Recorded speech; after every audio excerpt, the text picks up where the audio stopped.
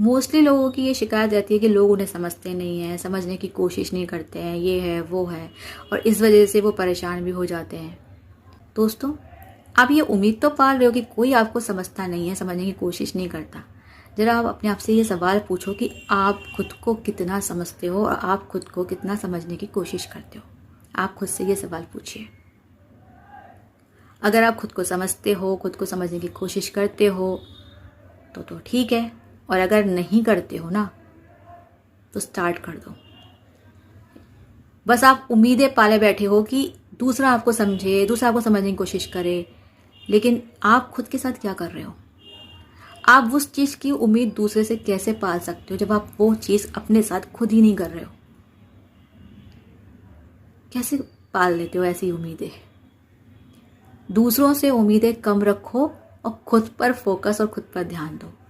पर जब आप खुद पर काम करने लगेंगे, खुद को समझने लगेंगे, खुद को समझने की कोशिश करने लगेंगे, खुद से प्यार करने लगेंगे, खुद को जानने लगेंगे, तो सच बताऊं, आपको ना किसी और से ना ज़्यादा कोई उम्मीद नहीं होगी, कोई आपको समझे ना समझे। आप उम्मीदें कम रखेंगे और अपने ऊपर ध्यान देते जाएंगे और आगे बढ़ते जाएंगे, क्योंकि आपको समझ में आने लगेगा कि सफ़र में जितना उम्मीदों का बोझ कम होगा उतना सफ़र आपके लिए ईजी होगा। ये आप बात को समझने लगेंगे बहुत ही गहराई से। जो चीज़ अभी तक आप इतना नहीं समझ रहे थे, अब उस बात को आप डीपली समझने लगेंगे, क्योंकि आपने अपने ऊपर काम किया है, आपने अपने लिए सोचा है, आपने सेल्फ लव किया है, आपने खुद को जाना है, आपने खुद को समझने की कोशिश की है, आपने खुद में झांका है, आपने खुद को जानने की कोशिश की है। कुछ लोग तो सेल्फ लव की वैल्यू नहीं समझते हैं, उनके नज़र में सेल्फ लव कुछ भी नहीं होता है, पर उनको ये नहीं पता कि सेल्फ लव कितना इंपॉर्टेंट होता है, कितना ज़रूरी होता है।